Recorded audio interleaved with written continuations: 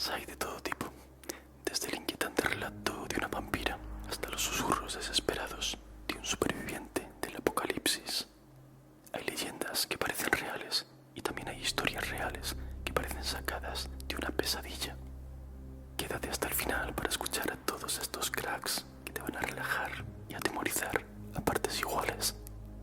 Yo también apareceré en último lugar para contarte una historia muy extraña que sucedió hace años en unas misteriosas montañas nevadas.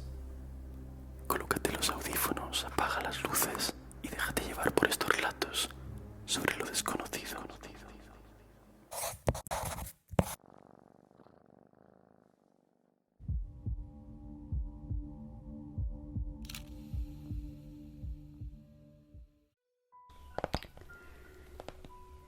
Tras finalizar la Segunda Guerra Mundial, fui testigo de uno de los experimentos más crueles que se hizo en Estados Unidos.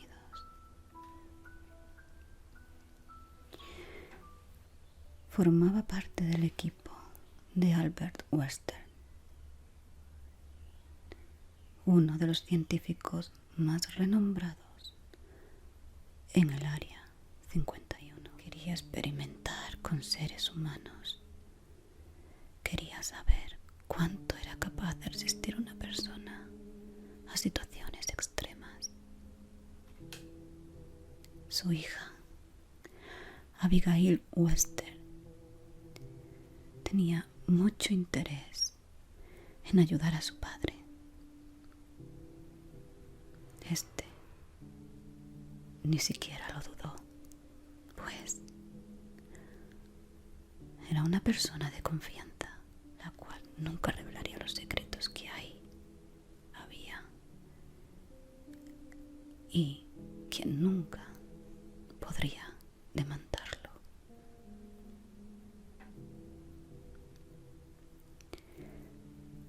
Yo formé parte de ello,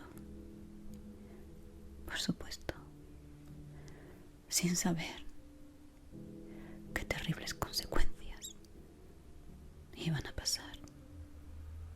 Mi trabajo consistiría solamente en hacer revisiones periódicas. Al principio, todo iba bien. Todo era normal.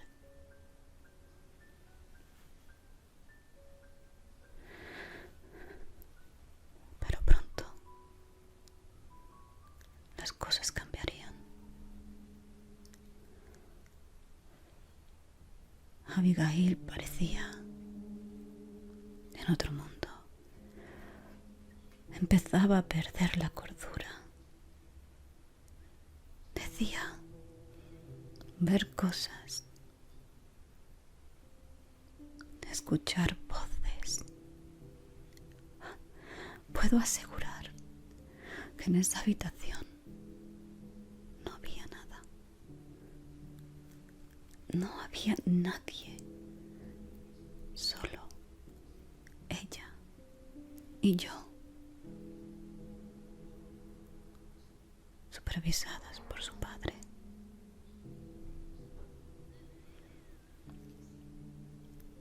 No sé qué tiempo pasó cuando una de las veces fui a reconocerla y ya apenas quedaba nada de ella.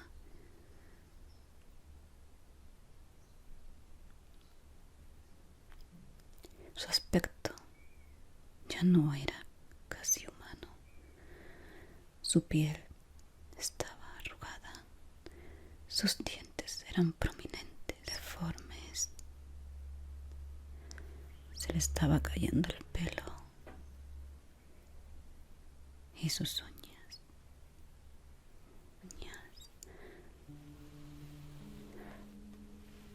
Nunca lo olvidaré lo afiladas que estaban, como desgarraron mi piel.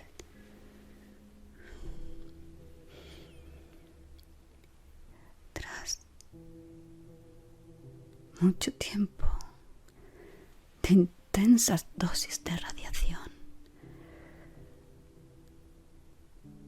Abigail se había ido como persona humana. Yo insistí, le rogué a su padre que parase, que era su hija. Este hizo caso omiso. No pude aguantar más. No podía con aquel horror. Y me fui. Sí, me fui. Y no me avergüenzo de ello. Lo último que se sabe es que Albert Weinstein, su padre, a ver el horror que había hecho con su hija, no pudo soportarlo. Y él, muy cobarde, se fue de este mundo. No antes, sin dejar una carta donde decía que, por favor, no le hicieran daño a su hija.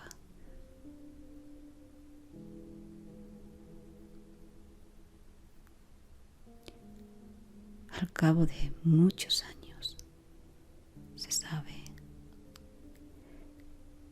que no hicieron caso de esa petición y abandonaron a la pobre Abigail a su suerte. En la actualidad,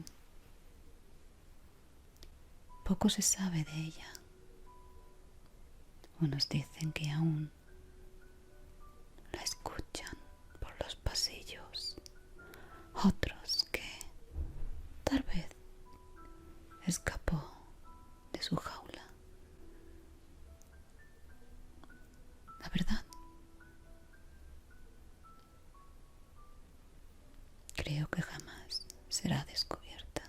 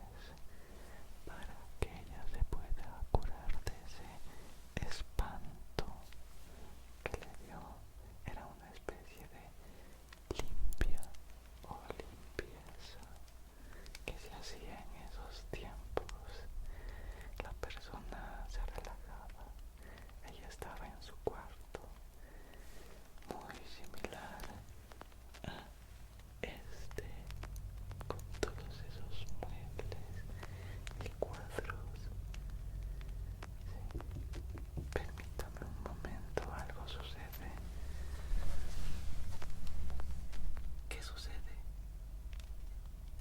¿Cómo? El toro estuvo dando vueltas como si buscase a alguien y después escapó por la entrada principal. No se preocupe, yo iré a ver qué pasó. También aseguraré las puertas de entrada de aquí. Sí. Vuelva un momento, señorita.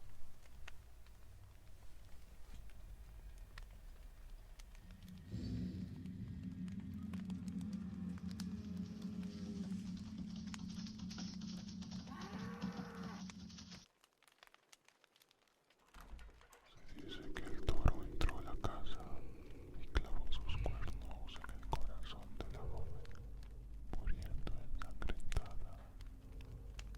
Según dicen los sirvientes, el toro al hacerlo sonrió de alguna manera y se esfumó.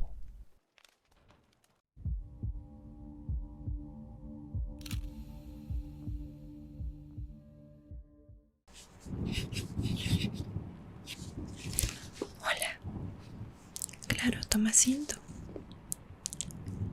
¿Cómo has llegado al castillo? Oh, claro. No te preocupes, estás mejor aquí, estás a salvo.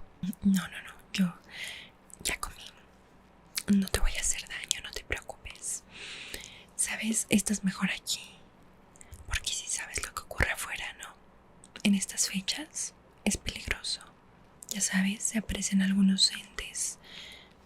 No, no has oído hablar de ellos. No has oído hablar de la mujer que llora y que camina por las calles. Yo tengo una historia con esa mujer. En serio. Te la contaré.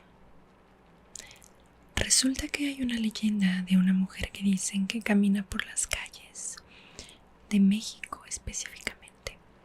Algunos dicen que viste de blanco y que cuando camina no toca el piso. Y siempre que va está lamentándose por sus hijos.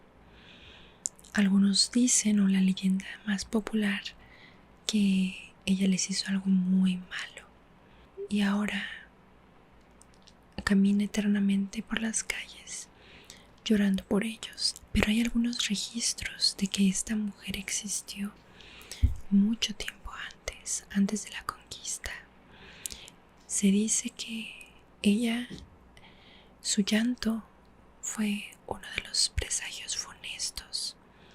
Estos presagios se supone que eran como señales de la caída del Imperio Mexica antes de la conquista española en México, de que se escuchaba por las noches a una mujer llorar, que escuchaban como decía: ay, mis hijos, pobres de mis hijos, ¿a dónde los llevaré? Se dice que ella lamentaba y sufría esto por lo que se venía para el imperio, lo que se venía de la conquista.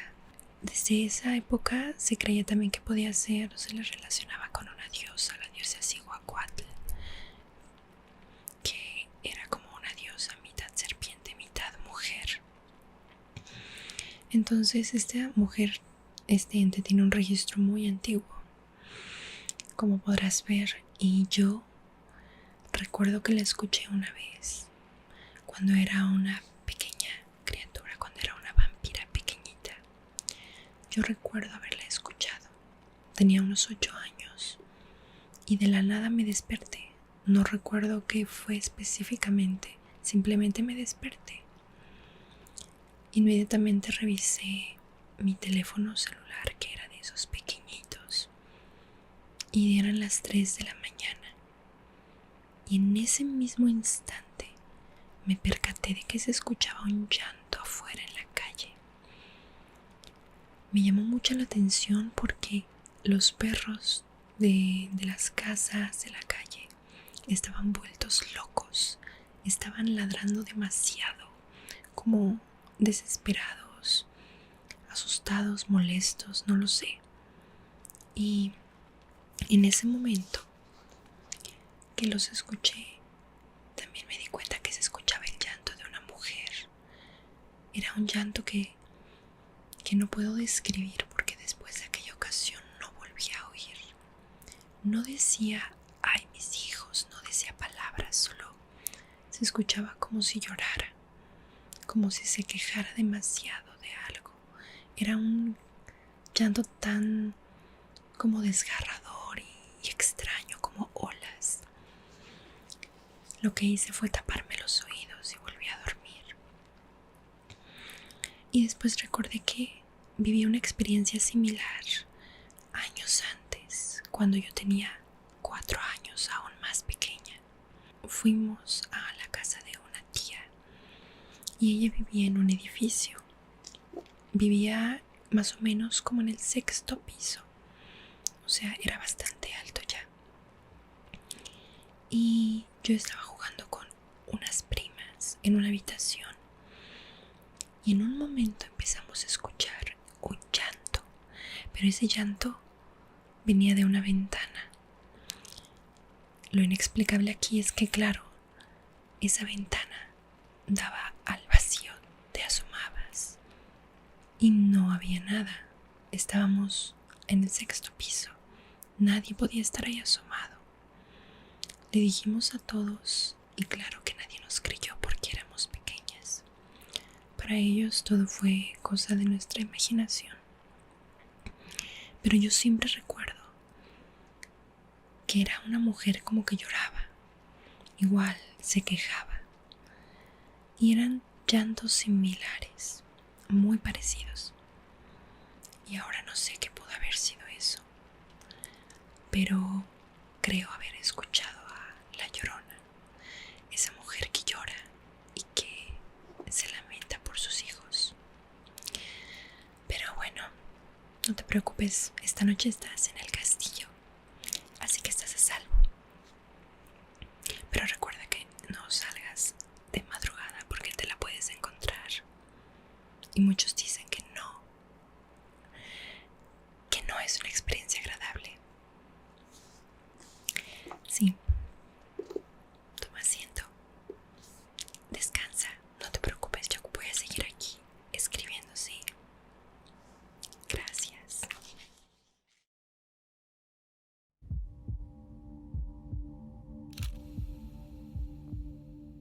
Hola, hola, hola tú, hola tú, hola tú, hola tú. Yo soy Caro y el día de hoy te tengo una pregunta. ¿Alguna vez has escuchado el término "se lo chupó la bruja"? Yo sé que suena un poco extraño, pero en México es utilizado para describir la práctica en la que las brujas se meten a las casas de la gente y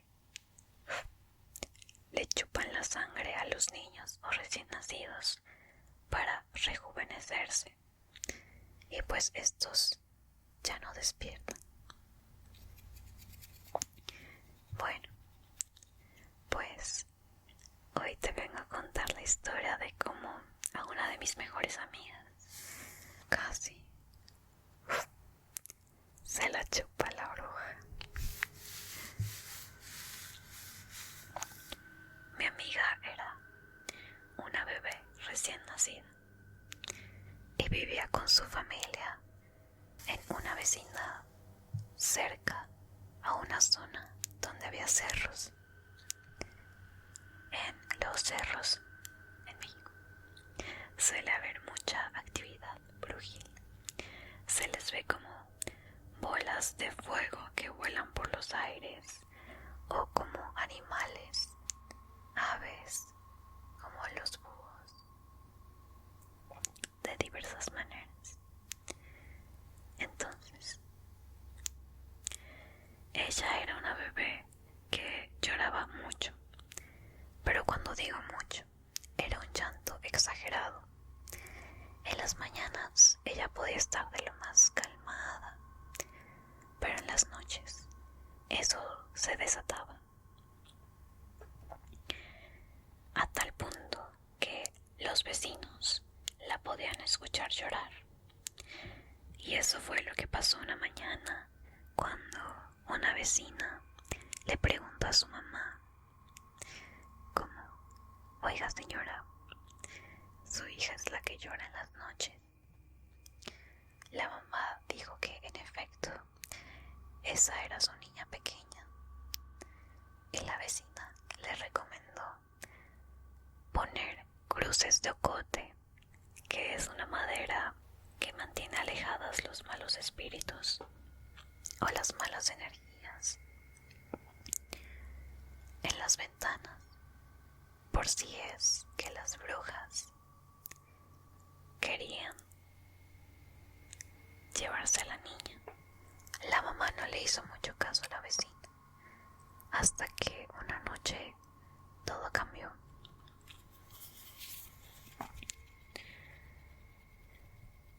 Cuando la mamá estaba durmiendo, empezó a escuchar el llanto de su hija, pero lo escuchaba de manera lejana.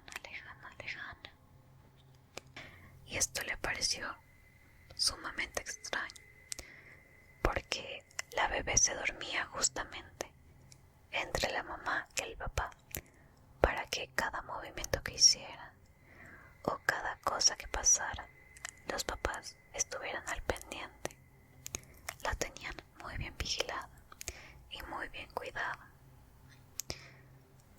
Entonces, entre sueños, recordó algo que le habían dicho, que cuando escuchabas el llanto de tu bebé a lo lejos, era porque las brujas estaban manipulando tu sueño y te estaban impidiendo despertar para que se llevaran al bebé.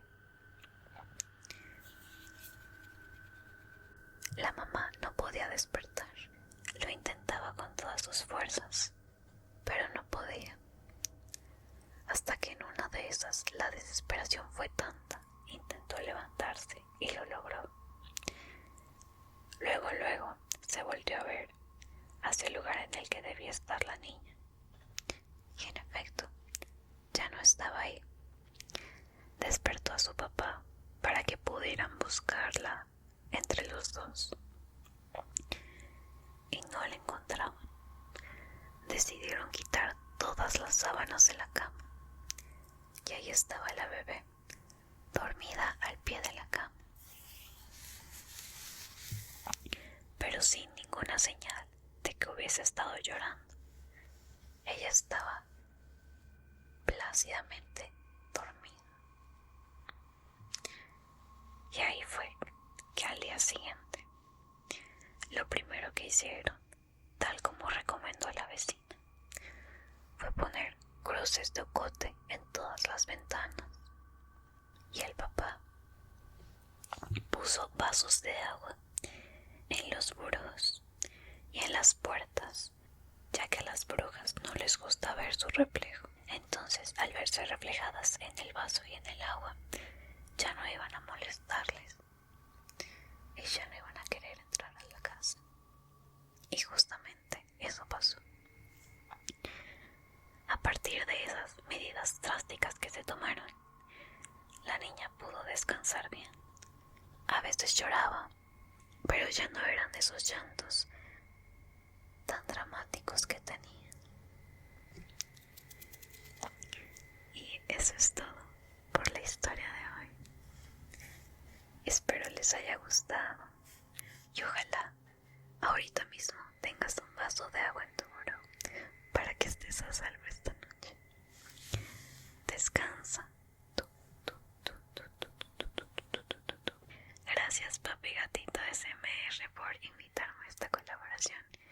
Estoy muy feliz de haber participado. Bye.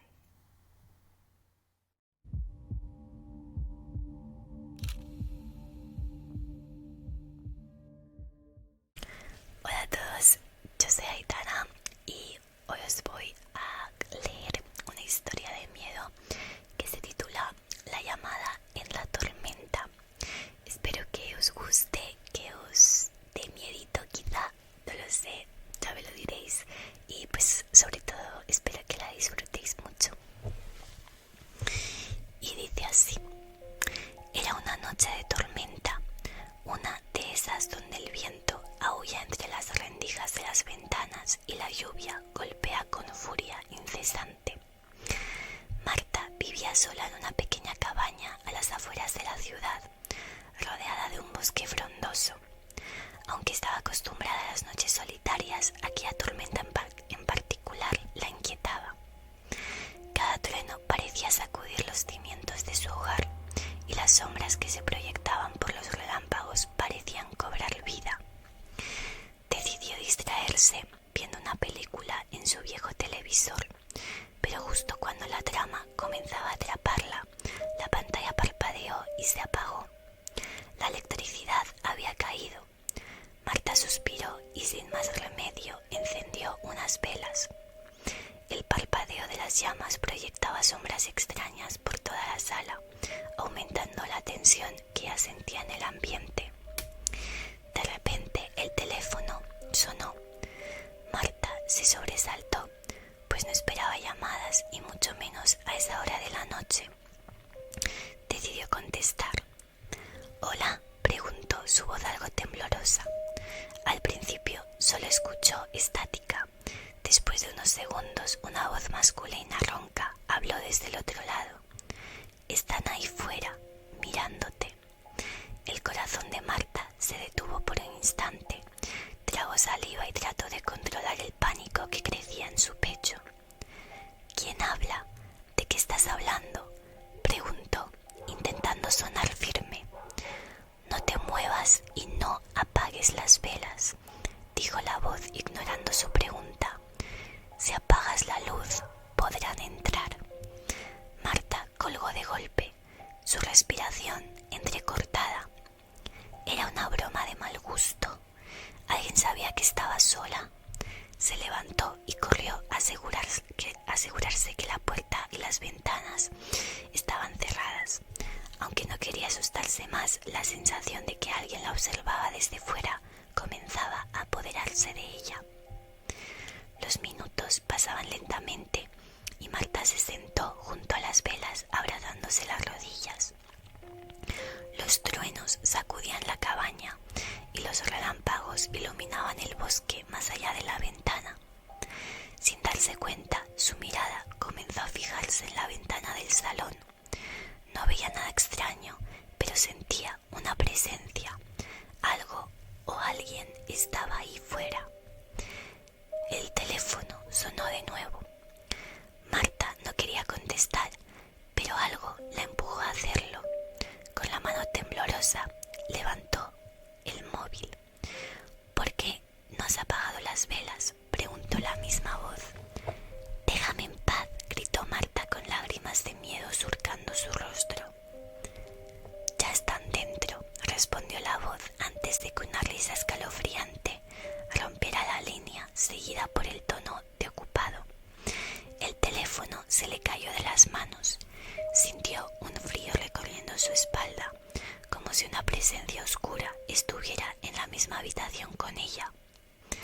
De repente, las velas se apagaron todas al mismo tiempo, dejando a Marta en completa oscuridad. El relámpago siguiente iluminó brevemente la estancia y Marta vio por un segundo la silueta de alguien parado detrás de ella. Bueno, chicos, esa ha sido la mini historia de Marta. Espero que os haya causado algo. Y nada, un besito y muchas gracias por haberme escuchado. Un besazo, chao, chao.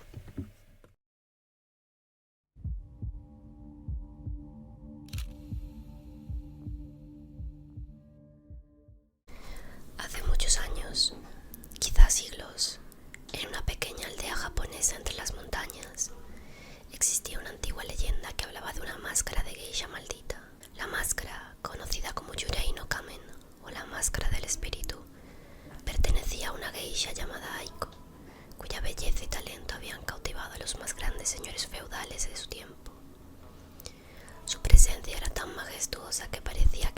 que se detenía cuando ella danzaba, pero Aiko escondía un profundo secreto.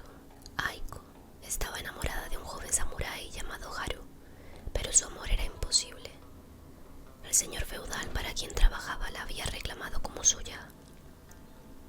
En medio de la desesperación, Aiko hizo un trato con una hechicera del bosque cercano. Le pidió que la protegiera del destino que le esperaba con el señor feudal y le permitiera escapar con Haru. La hechicera accedió, pero advirtió que la magia tenía un precio. El hechizo fue realizado y Aiko recibió una máscara exquisita, blanca como la nieve, con delicados toques de rojo y negro en los labios y ojos. Parecía estar viva cuando la llevaba. Con esa máscara puesta, Aiko bailaría su última actuación frente al señor feudal. Pero en el momento culminante de la danza, algo cambió. La máscara se fusionó con su piel y Aiko, atrapada entre dos mundos, cayó muerta frente a la audiencia, con su espíritu sellado en la máscara para siempre.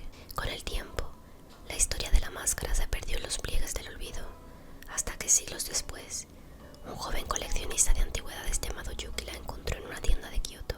El dueño, un anciano con una aura extraña, le advirtió que la máscara tenía una maldición, pero Yuki, fascinado por su belleza, la compró sin dudarlo. Esa misma noche, Yuki decidió probarse la máscara.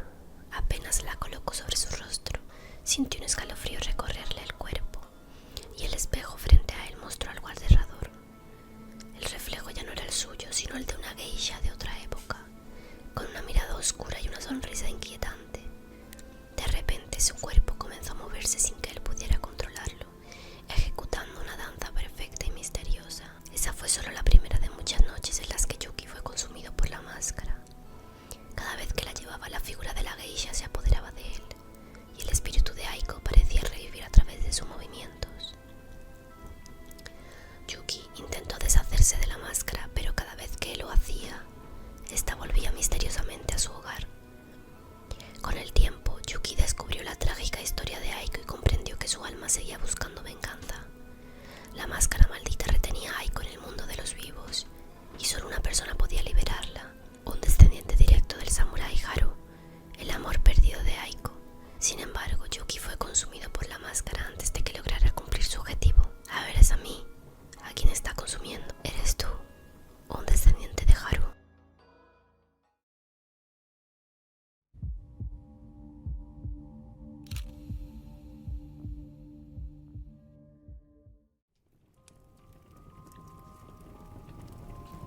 La casa del espejo infinito. Marcos siempre había sido muy escéptico sobre las historias de las casas encantadas. Para él, todo era producto de su imaginación o el marketing que hacían los pueblos para atraer a los turistas. Así es que, cuando su amigo lo retó a pasar una noche en la famosa casa del espejo infinito, aceptó sin pensárselo 2 veces. Nadie sabía por qué la llamaban así, solo que allí había un espejo que cubría gran parte del salón principal y que todos los que pasaban allí la noche nunca más volvían a ser los mismos. Era una casa antigua, a las afueras de un bosque, alejada de cualquier señal de civilización. Al llegar allí, en el aire podía olerse la humedad y en las ventanas podía verse el polvo. Marcos, cargado con su mochila y su linterna, empujó la puerta oxidada y entró. En el salón principal, a pesar de su aspecto ruinoso, había algo extraño.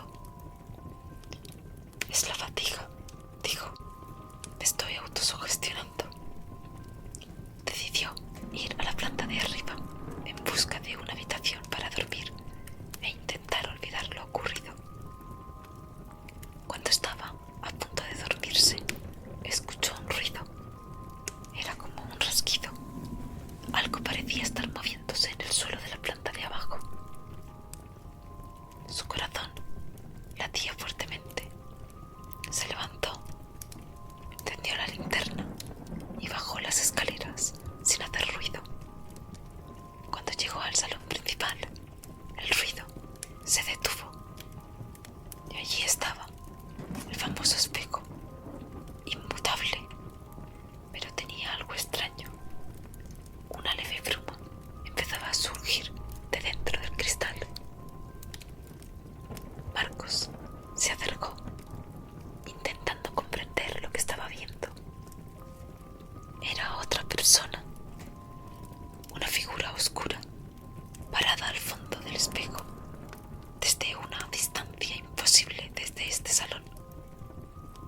Dio un paso hacia atrás, pero el reflejo dio un paso hacia adelante. Acercándose más, la bruma se volvió espesa y entonces vio lo imposible. Su reflejo atravesó el cristal. Era él, o más bien, una versión distorsionada de sí mismo, con la sonrisa torcida y los ojos oscuros como pozos. El otro Marcos avanzaba lentamente, con una determinación escalofriante. Marcos quiso retroceder y tropezó, cayéndose al suelo. Su reflejo no se detuvo. Cada paso que daba hacia él sonaba con un eco profundo en el vacío de la casa. Antes de que pudiera moverse, sintió un tirón. Su cuerpo estaba siendo succionado por el espejo. Luchó con todas sus fuerzas, pero fue inútil. Lo último que vio antes de que todo se volviera oscuro era su reflejo al otro lado del espejo, sonriendo, libre. ¿Por qué?, preguntó Marcos. La figura inclinó la cabeza y con un sonido gélido respondió: ¿por qué? Marcos, tú siempre has sido la copia. En ese instante, el cristal se agrietó, quedando Marcos atrapado desde el otro lado del espejo, viendo cómo su reflejo se alejaba, libre y con su vida.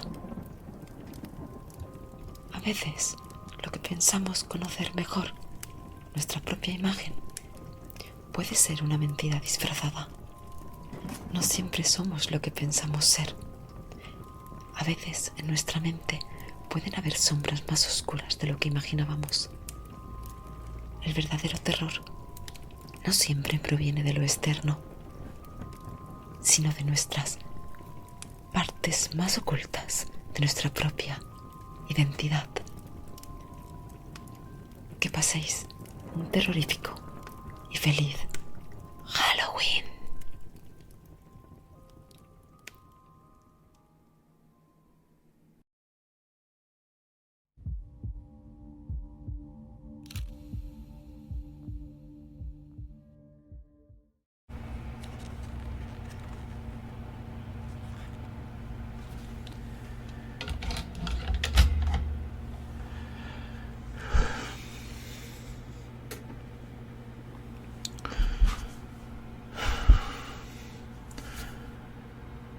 No sé por qué estoy haciendo esto. Tal vez es un intento desesperado por conservar mi cordura, por tener algo de esperanza. Ya hace un año que todo comenzó. Al principio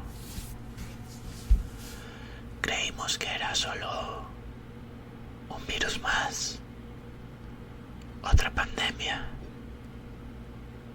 y que todo iba a volver a la normalidad. Pero pasaron meses. Los días se hacían eternos.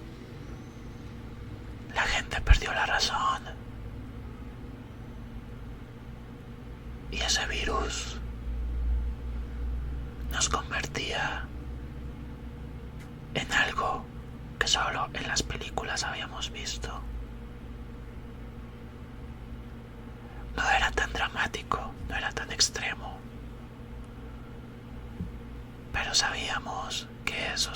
ellos ya no estaban vivos. Eran lentos, un poco tontos, pero cuando estaban en hordas eran peligrosos y no te podrías librar de ellos. Poco a poco, todo dejó de funcionar. La televisión, la radio, el internet. Solo algunos breves momentos de tranquilidad puedes tener en la oscuridad. O eso es lo que creemos. Momentos como este, en los que estoy solo, frente a esta cámara, me hacen reflexionar en todo lo que ha pasado. Al principio, armamos grupos, incluso comunidades, pero no pensamos que lo más peligroso sería convivir con nosotros mismos. Las personas que no estábamos infectadas, muchos se volvieron paranoicos. Y en estos momentos extremos, donde ya no queda más en qué creer, donde ya no hay leyes, donde no hay nada que pueda castigarnos, es cuando el humano saca lo peor de sí mismo.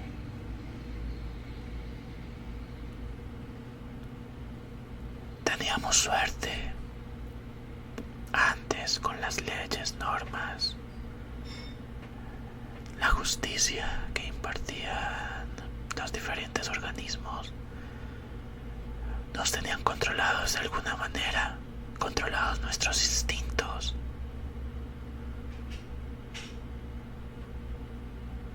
Pero es en estos momentos donde me doy cuenta que el humano por naturaleza es un ser despiadado, donde no hay nada que te rija, no hay nada que te ponga límites. Somos muy pocas las personas que conservamos algo de lealtad, algo de bondad, y tal vez eso nos hace vulnerables. Todo se ha vuelto más difícil. Cualquier sonido puede significar tu último momento de vida, ya sea por un infectado o por un grupo de humanos que quieran lo que tú tienes. Y a veces ni siquiera quieren nada de ti, simplemente acabarte. Grabo esto con la esperanza de que llegue a alguien.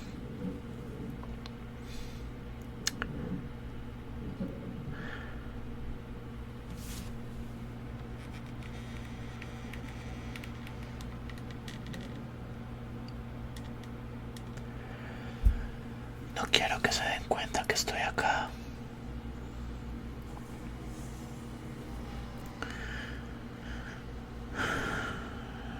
Y no entiendo cómo es que entre personas tan despiadadas se pueden formar comunidad. Pero bueno, grabo eso con la esperanza de que alguien lo encuentre en el futuro.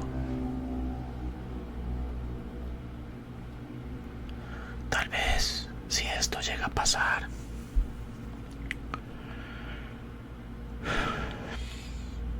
quede una muestra de lo mal que estábamos, de todos esos miedos, de todos esos deseos, tal vez, que en una comunidad normal se reprimían, o muchos reprimían.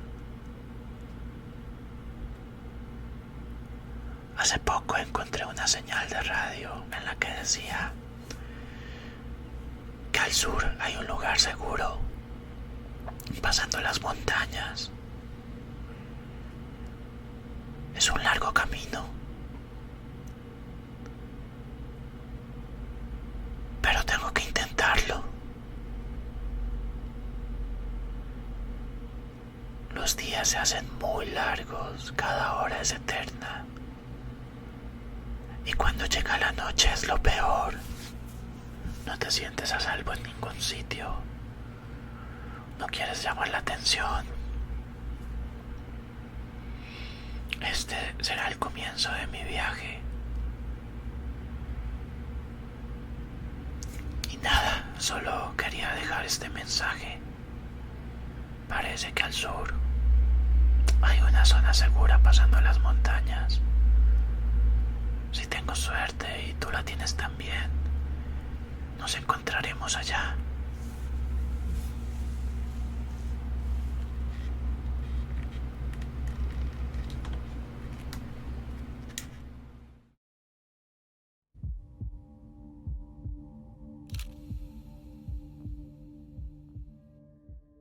Hola nenitas, hola nenitos, ¿cómo están?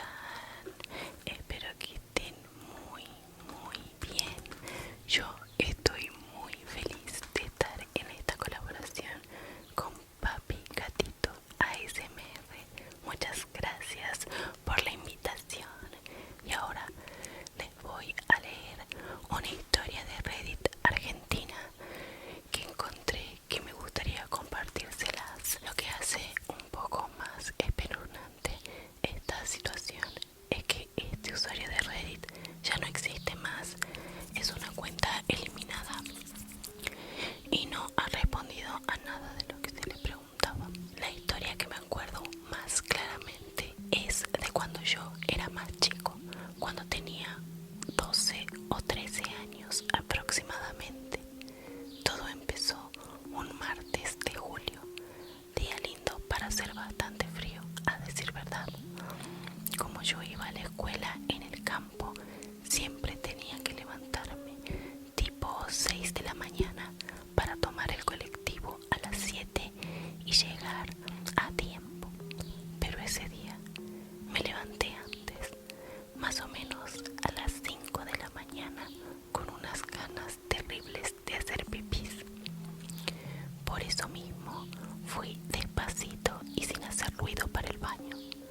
Aclaro que para entrar al baño primero tenés que pasar por el lavadero, y cuando por fin entras al baño, la puerta de este mismo da a un placard de lavadero.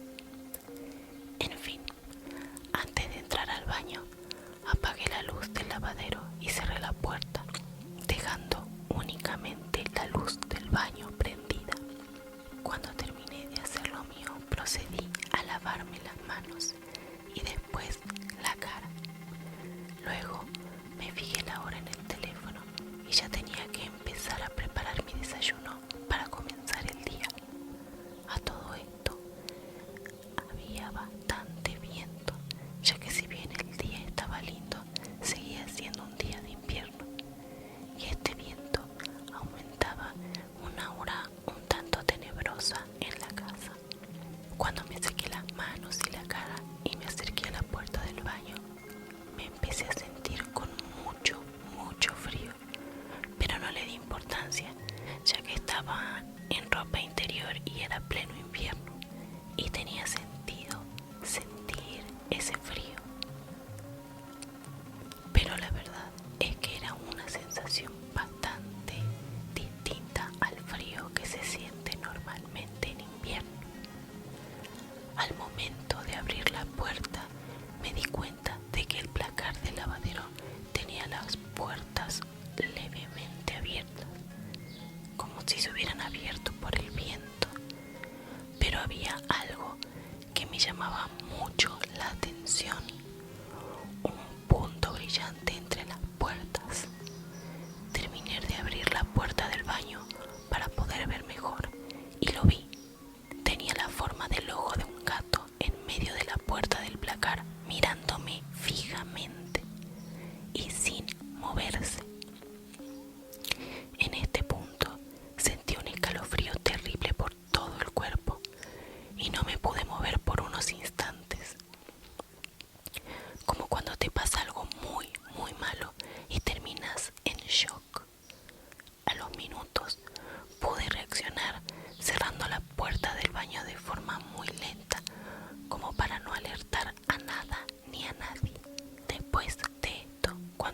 había cerrado la puerta por completo, me senté en el piso y me puse a llorar desconsoladamente, sin siquiera entender por qué. Era como que de golpe me había agarrado una tristeza inmensa. A todo esto ya se habían hecho las 6:30 de la mañana y mi mamá se había levantado. Fue al lavadero, prendió la luz y después golpeó la puerta del baño porque yo estaba dentro y estaba la luz prendida. Le respondí que ya estaba terminando y salí. Cuando salí, de forma instintiva, corrí hacia la puerta del placar, envalentonado porque mi madre estaba cerca, como si algo o alguien me obligara, y abrí esa puerta de par en par. Las puertas eran lo único que me separaba de esa horrible figura que había visto antes. Cuando las abrí, me sorprendí. No había nada más que ropa. Ni siquiera había una campera en donde se haya podido reflejar la luz, ni un botón, ni nada. Solo ropa sucia y con olor a humedad, y sin superficies brillantes, telas oscuras donde realmente nada reflejaba. No pude saber qué era esto que había encontrado, pero la verdad es que nunca pude volver a sentirme igual de seguro en mi casa. Y los inviernos siempre me traen ese escalofriante recuerdo del ojo mirándome y acechándome. Bueno, espero que esta historia les haya parecido un tanto aterradora y que los deje pensando. Nuevamente quiero agradecer a Papi Gatito por la invitación a este video y los espero en mi canal. Nos vemos. Adiós.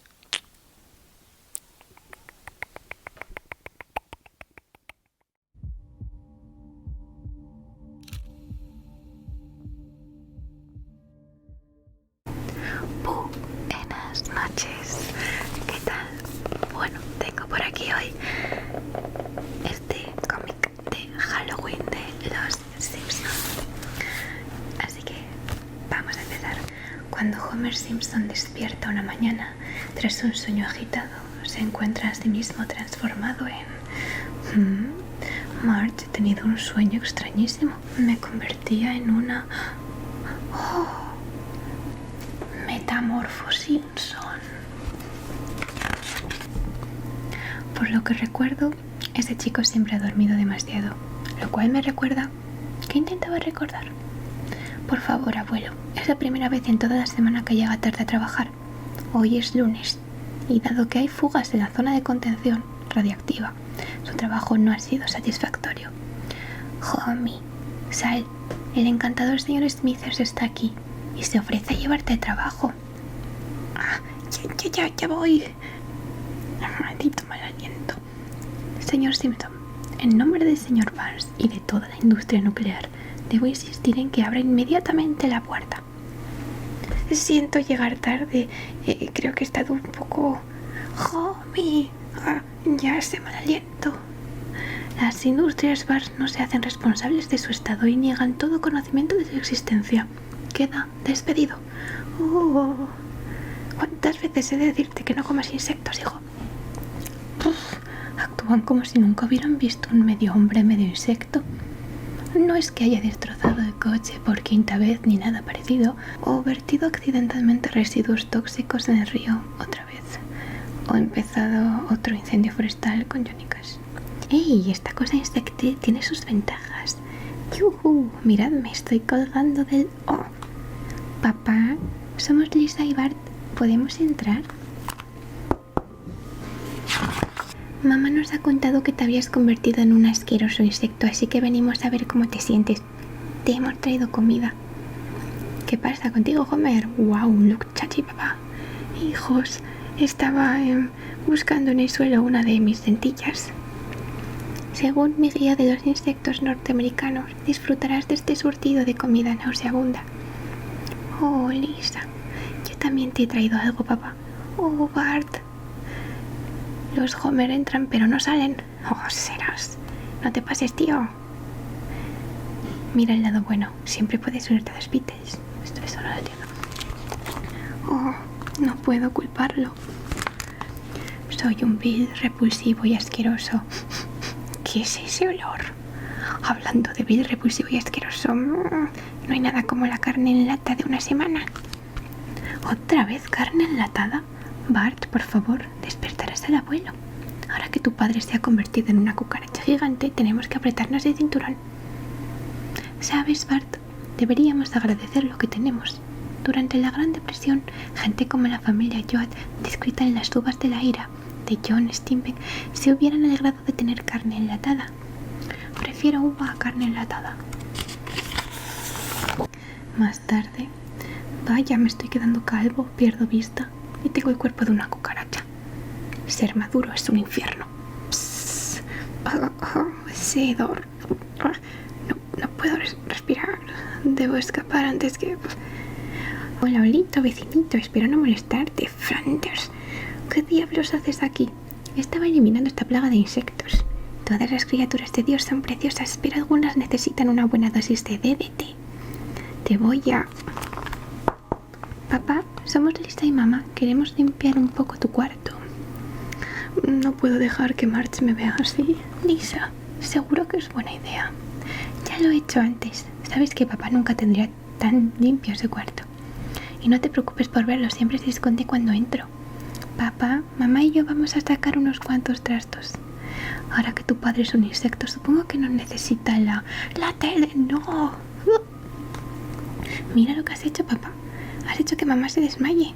Pero Lisa, tocó mi tele. Marge, Lisa, esperad, no quise. Marge, cariño, lamento haberte asustado. Lisa, papá lo siente, quiere ayudar. Vaya, ¿qué tenemos aquí? Homer J. Simpson, como siempre rebajando nuestras expectativas. Oye, Homer, ¿qué significa la J? ¿Jorobado?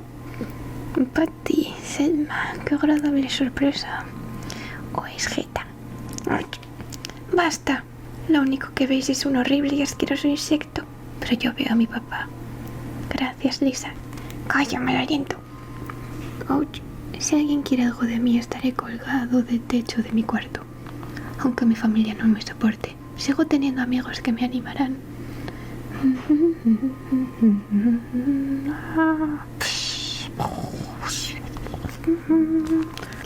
Un mes más tarde. ¿Puedo comer más carne en lata? Lisa, échame una mano en la cocina. Sí, mamá. Ya que vas, ¿puedes traerme otra birra? ¿Te gusta la cerveza?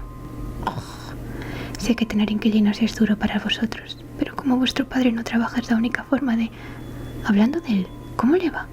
Solo sé que su aliento huele peor. Chico, ¿sabes un buen truco? Puedo darte la paliza de tu vida. Gracias. Dime, niña, ¿no tocas el saxofón?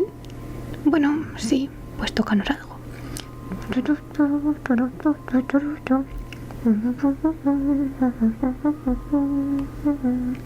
Chico, qué movimiento más hermoso. Hablando de temas, sostén esa nota. Tengo que ir al... ¿Qué diablos?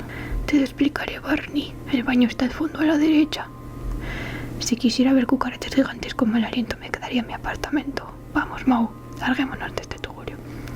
Homer, prueba con un chicle de menta. Abrir paso. Papá, no se mueve, no respira. ¿Quieres decir? Homer ya no existe. Ya no me desmayaré al verlo. Ya no sentiré sus dedos alrededor de mi cuello. Ya no soportaré su mal aliento. ¡Yupi! ¿Qué? Solo ha sido un sueño. Tengo que dejar de comer este queso rancio. Queso rancio.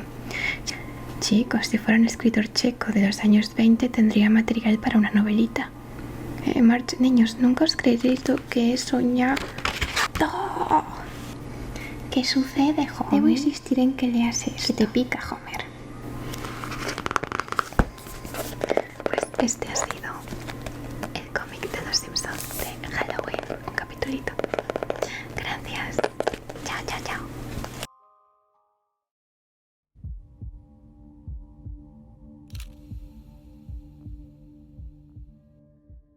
Cuatro amigos decidieron hacer una excursión en las montañas, atraídos por la belleza de un bosque remoto, famoso por sus árboles gigantes, y sentir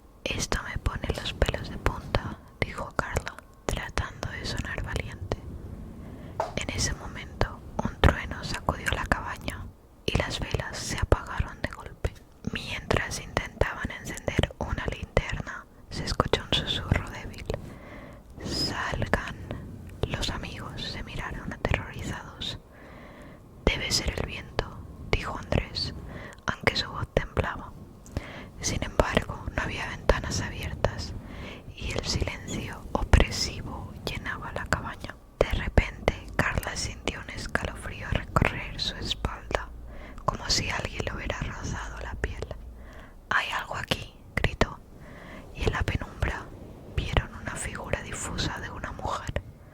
Su cuerpo se desvanecía como humo, pero sus ojos brillaban llenos de odio. «¡No deberían estar aquí!», gritó la figura espectral.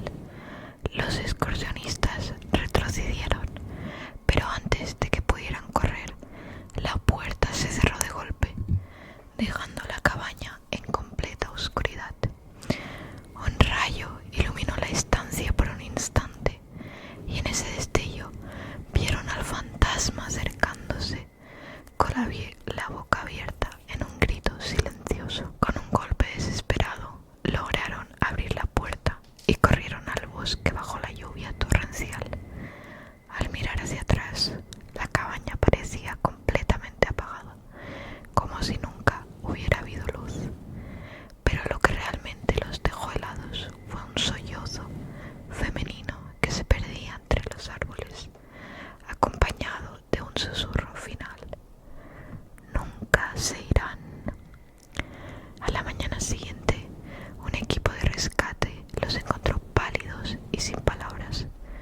Dijeron que habían pasado la noche bajo un árbol caído, pues aseguraban que no había ninguna cabaña en ese bosque. Un viejo guardabosques, al escuchar su historia, les habló de una antigua leyenda, la de una mujer que murió sola en el bosque hace más de un siglo, perdida durante una tormenta. Se decía que su espíritu aún buscaba compañía y que quienes la encontraban nunca volvían a ser los mismos.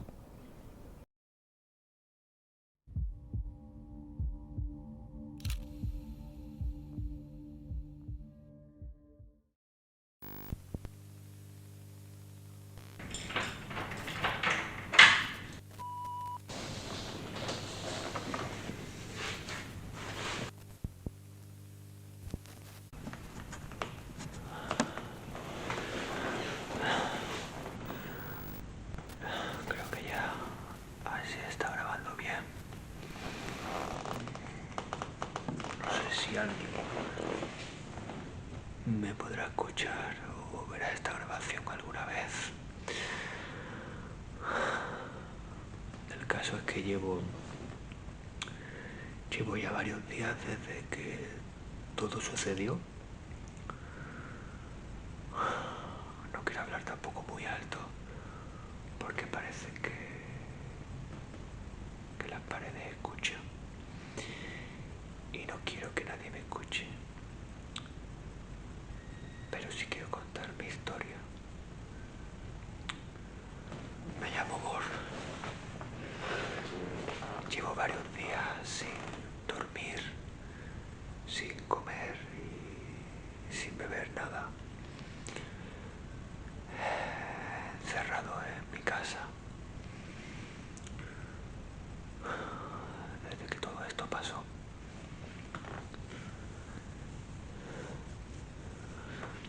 Nunca pensé que esto fuera a pasar. Sinceramente nunca pensé que el mundo pudiera desaparecer tan rápido. Ni siquiera en las películas, en esas películas de Hollywood, zombies, catástrofes. Nunca pensé que pudiera suceder algo igual.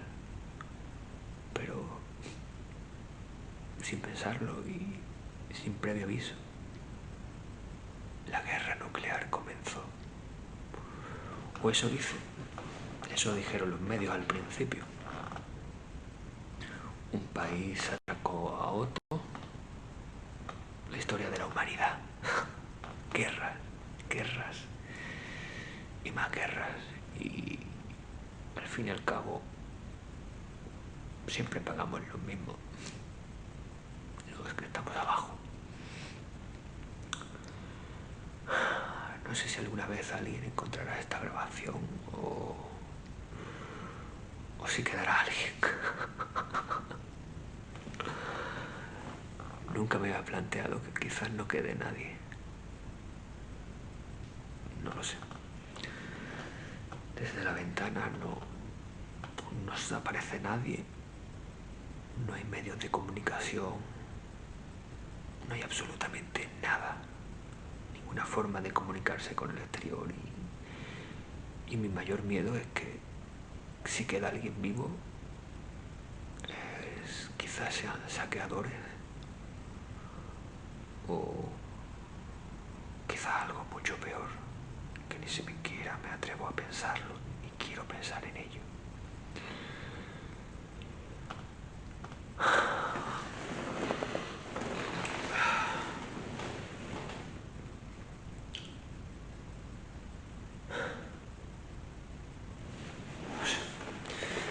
Estoy completamente desesperado y no sé qué puedo hacer. No sé qué puedo hacer, no sé si salir, si quedarme aquí. El caso es que ya no quedan provisiones, ya no queda nada. Solo queda esperar el fin o salir. Muchas veces me he imaginado qué pasaría en el mundo si fuera la última persona viva. Pero hasta que no ha sucedido,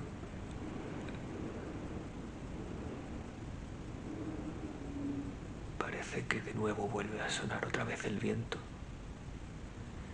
Porque desde que ya no quedan personas, el viento, la lluvia, suena mucho más fuerte. Es increíble. El último hombre vivo.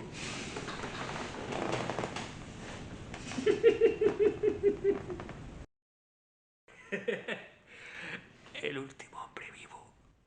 Y no tengo a nadie con quien hablar, ni decirle que soy el último hombre vivo.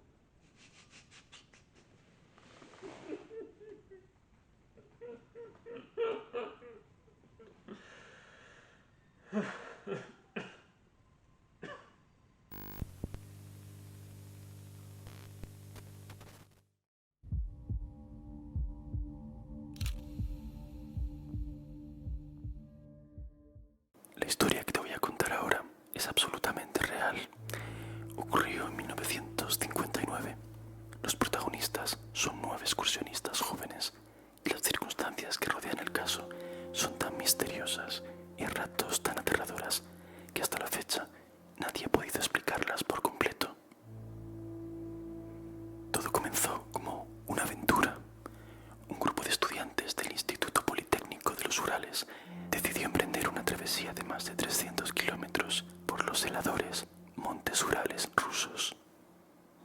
Eran 7 hombres y 2 mujeres y estaban liderados por Igor Dyatlov, un joven con mucha experiencia en la montaña. Los Montes Urales son una imponente frontera natural entre Europa y Asia, dentro de Rusia. Es una de las cordilleras más antiguas de la Tierra. Se estima que tiene cerca de 300 millones de años.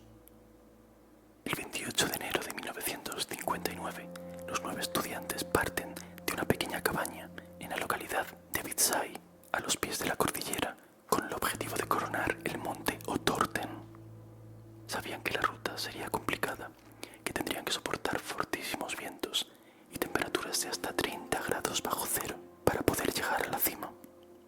Pero las fotografías que tomaron nos muestran a los chicos alegres y confiados. Todos eran experimentados esquiadores de fondo y habían superado pruebas similares antes, por lo que la expedición, aunque difícil, no debería suponer un problema. O eso creían. A lo largo de los 3 días siguientes, los 9 miembros del grupo se adentran en la montaña, en una ruta salvaje, cada vez más dura y desafiante. A partir del 4.º día, el 31 de enero, se hace cada vez más difícil avanzar. Las nevadas continuas y los vientos heladores dificultan mucho encontrar el camino. Pero el grupo se mantiene unido. Todos confían en su líder, Igor.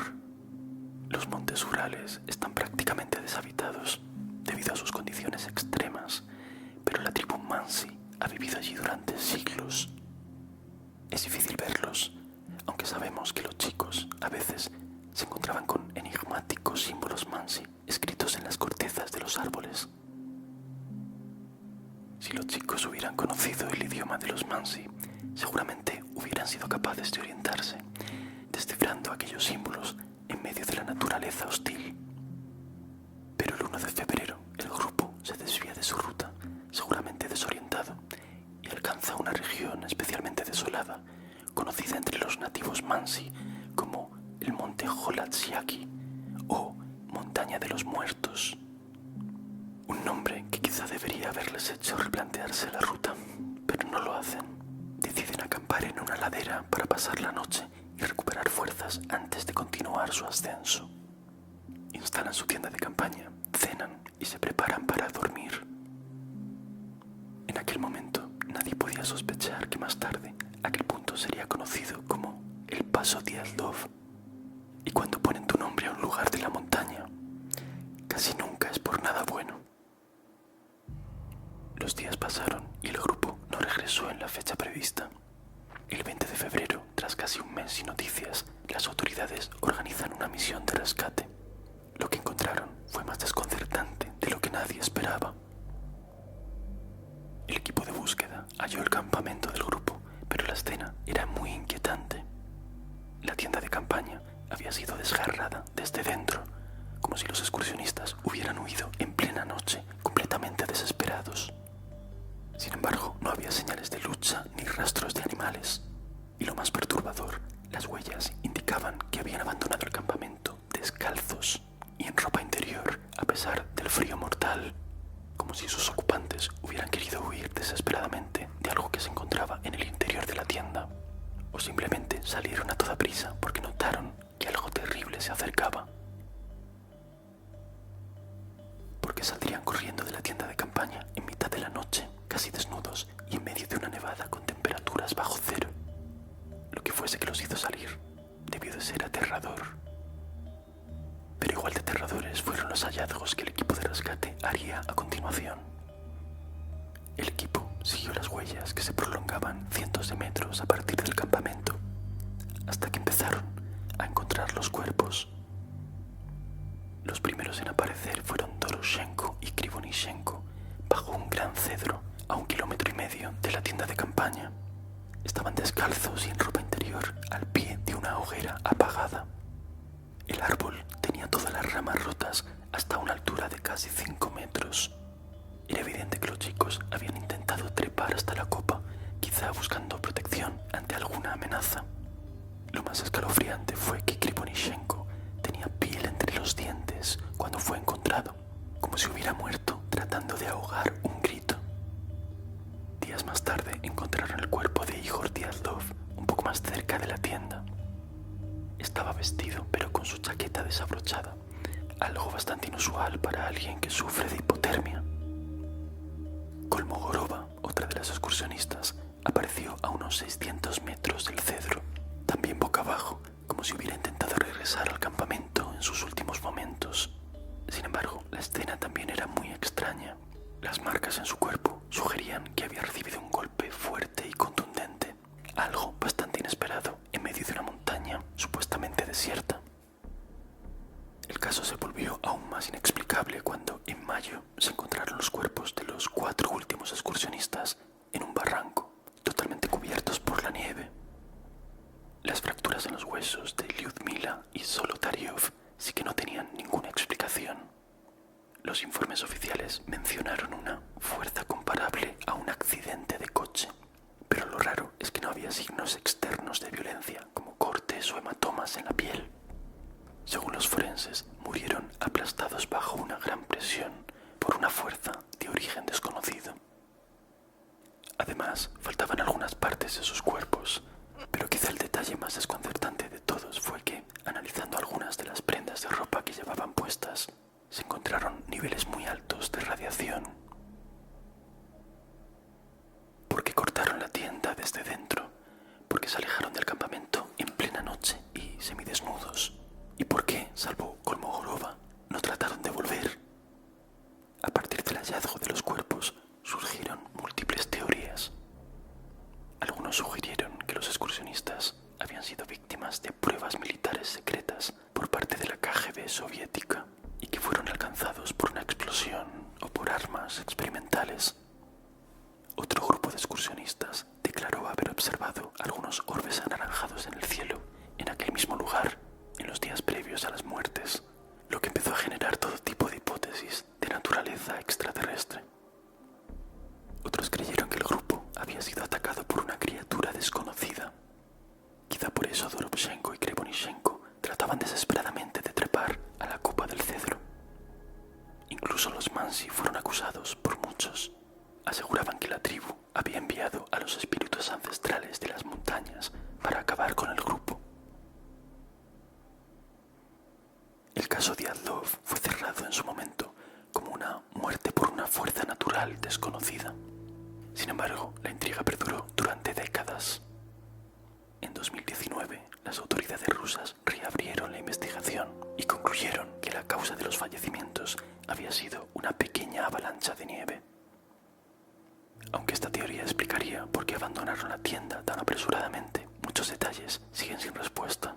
Las fracturas en signos externos, la radiación en la ropa, las desapariciones inexplicables de algunas partes de los cuerpos. Nunca se encontró una explicación convincente para nada de esto. ¿Y tú? ¿Qué crees que sucedió en aquella fatídica noche heladora en el paso Diatlov?